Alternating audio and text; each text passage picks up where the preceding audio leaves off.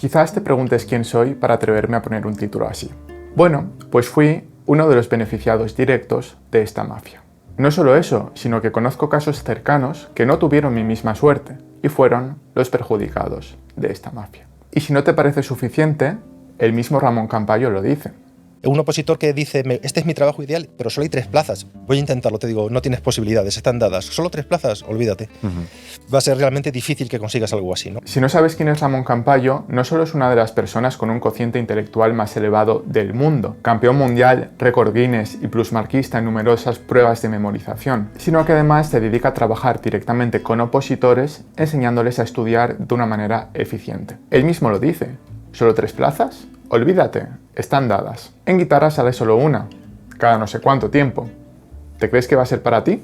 En este vídeo primero te voy a dar mi propio testimonio. Después te contaré lo que le sucedió a algunas personas de mi entorno cercano. Y por último te daré mi opinión y consejos en caso de que quieras acercarte a estos procesos selectivos con mayor probabilidad de éxito. Especialmente en el mundo artístico, donde somos tan pocos y muchos nos conocemos personalmente. Antes de empezar, todos mis respetos y enhorabuena a las personas que obtuvisteis vuestra plaza de manera merecida, limpia y sin irregularidades. Eso también existe, y si eres uno de ellos, estoy seguro de tu validez y competencia. Igual que estoy seguro de que ese día el tribunal no tenía ningún familiar, amigo o persona de confianza a la que colocar en tu puesto. Hoy os hablaré de esta cara de la moneda porque me parece muy cruel que a los estudiantes de instituciones artísticas o de cualquier otra cosa en general no se les explique abiertamente cómo funciona el mundo y las injusticias a las que se van a tener que enfrentar en su futuro laboral. Empezamos. Estuve trabajando durante 2 años en una escuela municipal de música en un pueblo, subvencionada y gestionada por el ayuntamiento.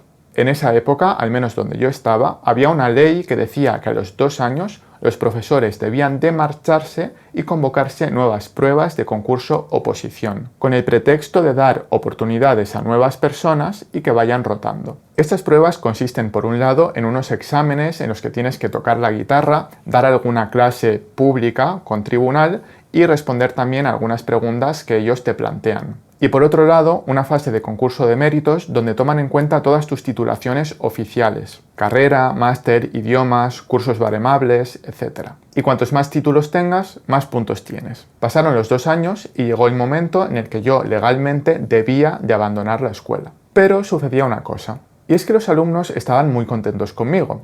Yo no con ellos, por cierto. Y quizás más importante aún, el director de la escuela estaba también muy contento conmigo. Y si un profesor funcionaba bien, quería mantener a ese profesor para no liar a los alumnos con cambios cada 2 años. Pero eso era lo que había que hacer según la ley. Quitarme a mí, convocar pruebas públicas y poner a otro. No obstante, cuando se acercaba el final de curso del 2.º año, el director entró a mi clase y me dijo, literalmente, «Oye, ¿tú quieres seguir aquí? Porque hecha la ley, ya sabes, hecha la trampa. Yo en estos días llamo al chico del ayuntamiento y lo arreglamos». Insisto, palabras literales. Hecha la ley, hecha la trampa. Por el director de la Escuela Municipal de Música de aquel pueblo. ¿Y sabes qué? Que nadie se hubiese enterado de los procesos selectivos que debían publicarse por ley próximamente. Y si no hubiesen podido ocultarlos por algún motivo, hubiese entrado yo de todas maneras porque hubiesen priorizado mi acceso.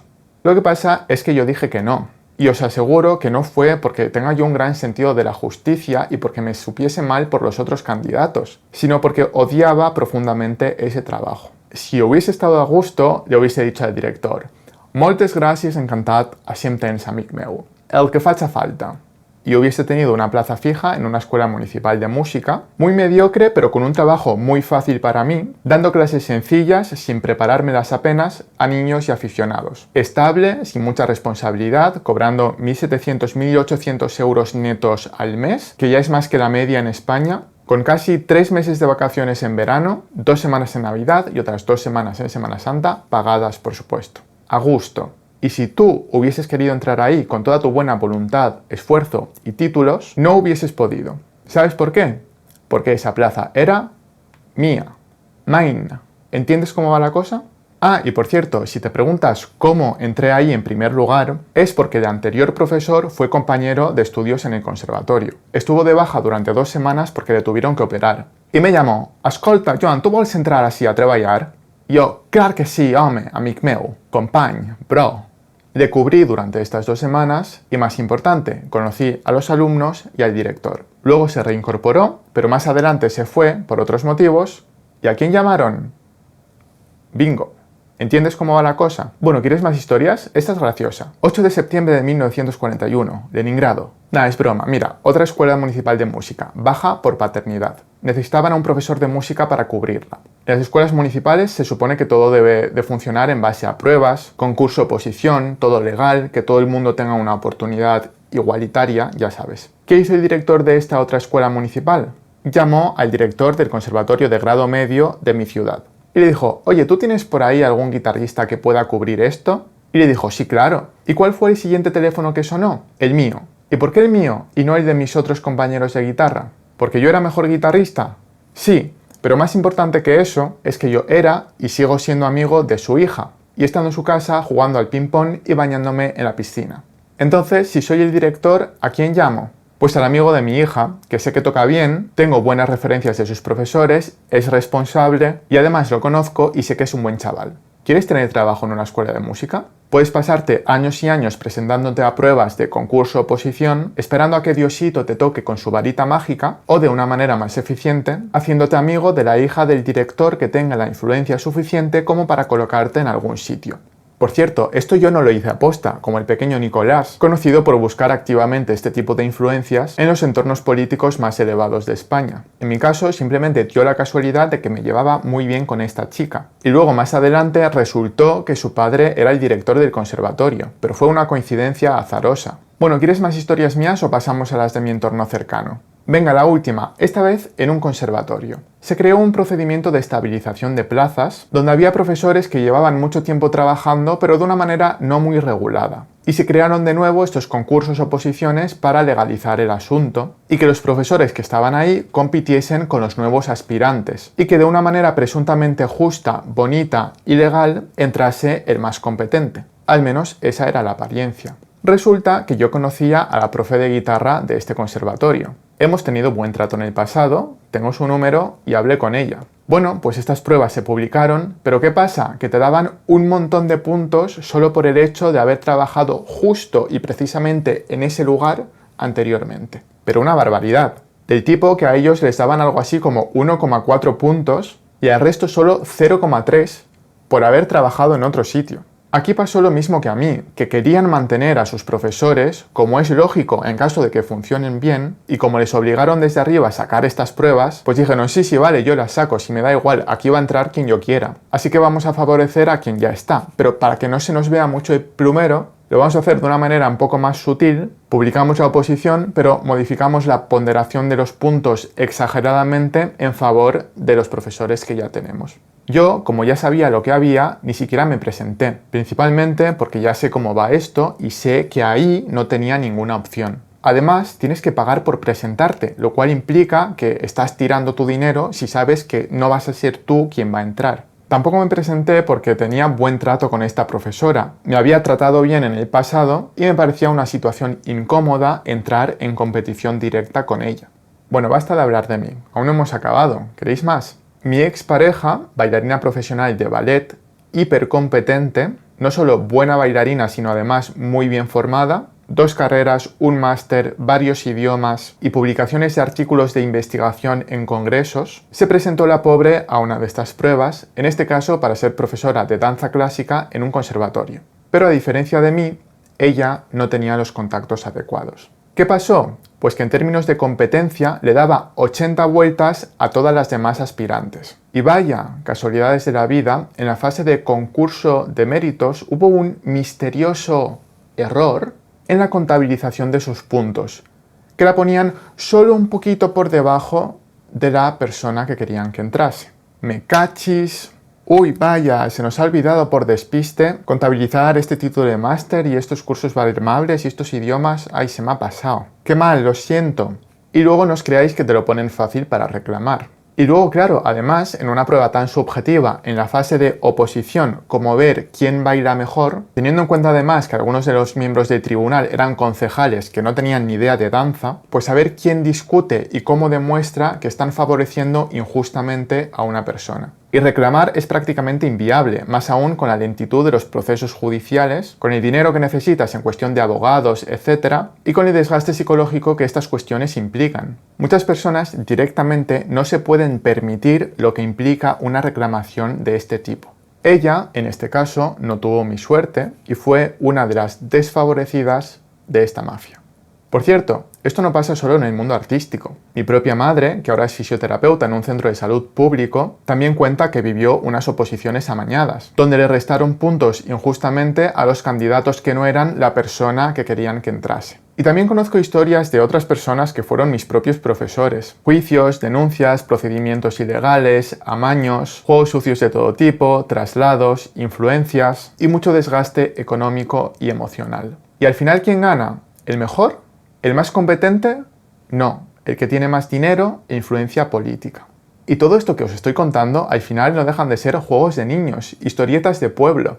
Mirad esta entrevista de Jordi Wild con el pequeño Nicolás y veréis cómo actúa un verdadero prodigio de las relaciones públicas y cómo funcionan las élites políticas por dentro. Y os daréis cuenta cómo al final todo es un juego de relaciones de interés y de favores mutuos. Obviamente, las instituciones artísticas gestionadas por el sistema público no van a ser menos. Es posible que pienses que expongo estas cosas porque estoy indignado, pero no es así. De hecho, me parece un funcionamiento muy natural. Si yo fuera el director de una institución y me preocupara el buen funcionamiento de la misma, también me gustaría tener a mi alrededor personas de mi confianza, elegidas por mí y que sé que van a hacer un buen papel, en lugar de confiar en la lotería de a saber ahora quién me entra. Especialmente cuando los procesos selectivos, tal y como están planteados, no garantizan la competencia profesional del aspirante. Y es que para que un grupo de trabajo funcione, no solo hay que tener en cuenta la competencia individual, sino también la cohesión del grupo, la alineación de valores, del propósito y de las personalidades de cada cual,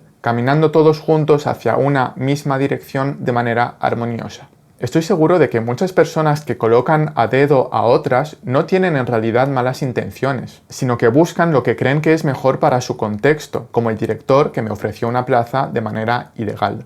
Y también estoy seguro, por cierto, de que otras sí tienen malas intenciones y cometen irregularidades solo para fastidiar a otras que les caen mal, para hacer alarde de poder y declarar guerras de influencias. O por colocar a un familiar que aunque sepan que no es competente y que no está preparado para hacer ese trabajo, pues lo ponen ahí porque es su familiar y ya está. Como he dicho antes, me parece muy natural que esto funcione así. Lo que no me parece bien, y denuncio en este vídeo, es que en efecto esto funcione así, pero que pretendan aparentar y hacerte creer que no, enmascarando este funcionamiento de empresa privada con una careta pública, con procesos selectivos aparentemente muy justos, legales y bien formulados, según el Real Decreto Ley de mis huevos morenos, cuya utilidad real es cobrarles 50 euros a los aspirantes, que tras mucho estudio e ilusión por un aparente futuro digno, después del pago ganan el derecho a presentarse a unas pruebas en las cuales solo van a conseguir que se rían en su cara, sin importar lo competentes que sean. Bueno, solo he dicho huevos morenos. Prometo ya no decir cosas de estas en el vídeo, voy a comportarme. Oye, que si te presentas a unas oposiciones de, yo que sé, administrativo de correos y hay 3000 plazas, pues a lo mejor las 100 primeras ya están dadas, pero por lo menos tienes la opción de competir justamente por las 2900 restantes. Pero en guitarra, que sale una plaza aquí y allá, cada no sé cuánto tiempo, como no estés al tanto de las reglas del juego, pocas probabilidades vas a tener. Por eso, ahora vamos a una sección de consejos para todas aquellas personas que quieran aspirar a tener una plaza en un conservatorio o escuela municipal de música, con 3 meses de vacaciones al año, pagadas. Venga, que me lo quitan de las manos. Consejos. En primer lugar, necesitas sacarte títulos a cascoporro. Si no puedes empapelar toda tu habitación con los títulos que te has sacado, es que aún no tienes suficientes. Y da igual que no tengan nada que ver con tu profesión. Si aún te quedan huecos, sácate un curso baremable de igualdad en el aula, aunque las clases e instrumentos sean individuales, da igual. Sácate otro curso baremable de tecnologías de la información y comunicación en el aula por 200 euros, para que te enseñen a enchufar una tablet y ponerle un vídeo en YouTube a tu alumno, porque seguro que aún no sabes hacerlo. Por supuesto, sácate el B2 de suajili, filipino y guaraní, que aunque no los vayas a utilizar en tu vida, eso te da puntos. Y todos sabemos que los puntos te hacen ser mejor profesor de guitarra. Sácate 8 carreras y 8 másteres, aunque te tengas que hipotecar para pagarlos. Da igual la rama de conocimiento, el caso es ganar puntos. Todo vale. Cómprate también un doctorado. Vete a una universidad, les pagas lo que te pidan y te pasas 4 años investigando sobre las frecuencias de las flautas de pico o de los huesos de mamut. Ah, y que no se te olvide crear una programación didáctica de 200 páginas que luego te van a robar para utilizar ellos y que por cierto jamás pondrás en práctica porque te darás cuenta de que el 90% de los alumnos no te hacen ni caso. ¿Tocar tu instrumento? Bueno, tampoco es tan importante, sobre todo si tienes el B2 de Swahili. Pero bueno, dedícale 10 minutillos al día porque si te acuerdas de dónde se tocaba el do sostenido, pues bueno, alguna posibilidad más igual tienes. Y por último, por supuesto, falta el consejo más importante. Dedícale solo el 50% de tu tiempo a empapelar tu habitación. El otro 50% ya sabes lo que tienes que hacer, hacerte amigo de la hija del director. No, pero ahora en serio, vete a los festivales, haz amigos en el conservatorio, conoce gente, haz clases privadas con profesores de prestigio, métete en grupos de WhatsApp del mundillo, etc. Yo jamás he buscado activamente un trabajo como profesor de guitarra. Todos los que he tenido, los que he mencionado y los que no he mencionado, me han llegado a través de contactos personales del mundillo. Y es la manera más fácil y directa de conseguirlo. Luego, cuantos más títulos tengas, cuanto mejor toques y cuanto más competente seas, pues mejor. Pero que sepas que la competencia per se, en un mundo tan familiar y tan cerrado como el mundo de la guitarra clásica o mundillo artístico en general, no es suficiente. Y necesitas aprender a surfear las redes internas del mundillo. Una vez aprendas a hacerlo, podrás acceder a tu plaza, sueldo fijo y 3 meses de vacaciones pagadas y estar ahí bien colocado. En caso de que eso sea lo que quieras en tu vida, claro. Ese es otro tema. Para finalizar, ironías aparte, estoy seguro de que hay lugares donde las cosas se hacen bien y quizás alguno de vosotros hayáis tenido buenas experiencias. No estoy diciendo que estudiar y esforzarse sea completamente inútil. De hecho, os recomiendo hacerlo, sobre todo si no tenéis una alternativa prometedora. Tendréis así más opciones. Pero por favor, no neguéis esta cara de la moneda, que también es muy real y quizás más frecuente de lo que nos gustaría. Y creo que sobre todo los estudiantes más jóvenes tienen derecho a saber cómo funciona el mundo, y deberían de explicárselo en sus respectivos conservatorios e instituciones educativas. Pero como no lo van a hacer y no me parece justo, pues ya se lo explico yo por aquí. Bueno, hasta luego, hasta la próxima. Kwaheri.